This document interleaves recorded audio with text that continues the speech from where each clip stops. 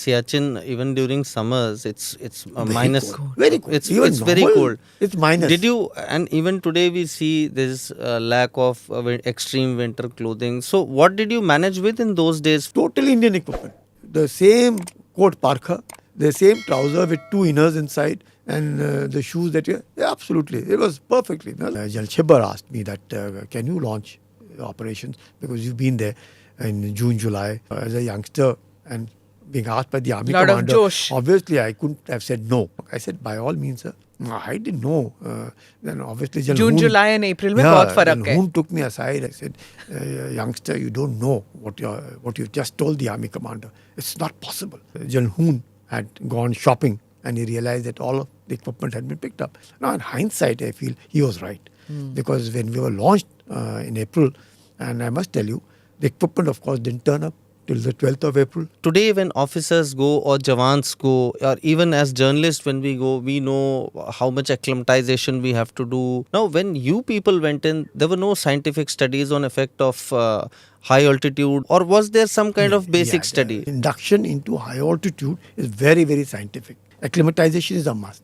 So you have your 7 days acclimatization, 10 days acclimatization, 14 days acclimatization, depending upon the heights that you have to go in. There is a saying, na, you can't be a Gama in the land of Lama. I always call it as the mantra for mountaineering.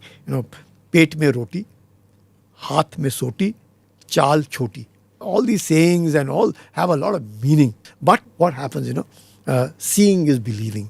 आपको कितना भी पढ़ाया जाए, आपको कितना भी बताया जाए, it's only when you experience it first hand, when you see that wind blowing at over 100 kilometers an hour on your face, and when you only find yourself covered with snow all over, then you realize all that studies are now coming to you. We finished with 13th, we finished with 14th and with 15th. So before we reach 15th, you talked about General Hoon giving you this bag or putting with the flag. 16th you have reached Lolofond. We reached Lolofond and we have hoisted the national flag. Okay. So when we were hoisting the national flag, I find a helicopter coming from the Pakistani direction. So I saw their pilot's eye and my eye. We both are seeing each other. Now he saw that these Indians are already on top of Lolofond. So he took a U-turn and went back. So Operation Meghdoot actually comes into fruition between 13th and 16th. 13th and say 17th of April. Of April? Not till the 27th as the first day. Now, I saw a crow, a white crow. I remember having seen a white crow in 1983 also once. And I see another crow. I said, there's a crow. He's following somebody. And sure enough, the Pakis were right in front of us at a place called Ali Brangza. And they were sitting there with a lot of troops and everybody all seated.